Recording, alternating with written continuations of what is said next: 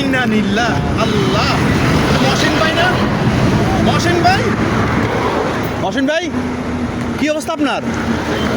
কেমনে কি? ওই আমি ঢাকার দিকে থেকে আসতেছি, এই হঠাৎ ইউটার নিয়ে এসে আমার পুজো দিয়েছি। মানে সেই উঠে দিয়েছিল, আপনি ওদিক থেকে আসতেছিলেন? ইন্না লিল্লাহ, আমাদের কিছু হয় নাই তো? না না, আমার শুধু আমার একটু মাথা বসে, হ্যাঁ আমার একটু মাথা বসে। আহারে, ওনারা কোথায় যাবে? ঢাকা থেকে। আহারে,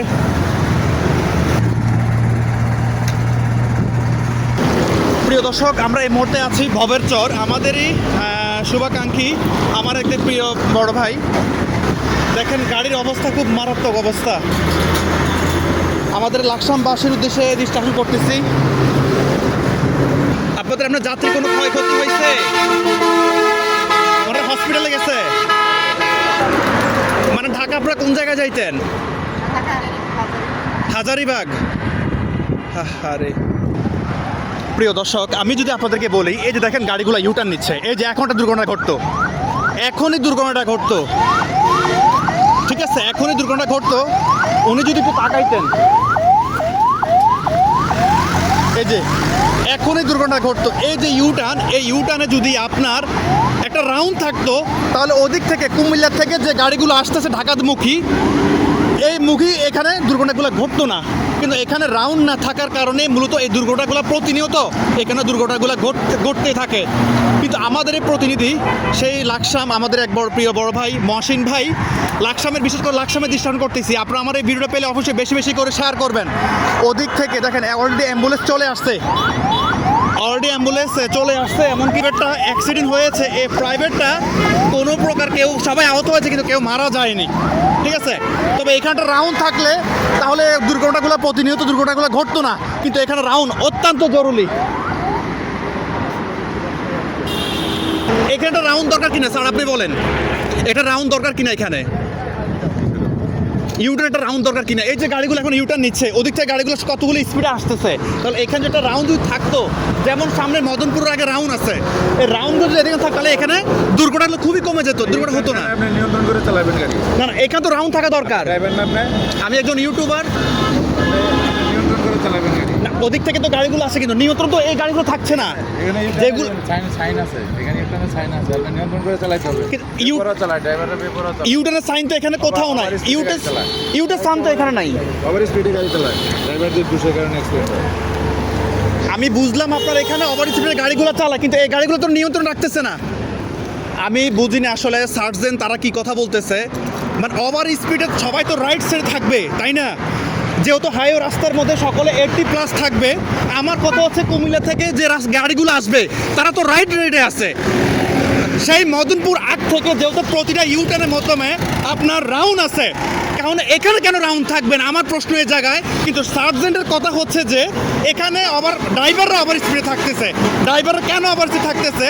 কারণ কুমিল্লা থেকে যে গাড়িগুলো এগুলো তো রাইট সাইডে আছে।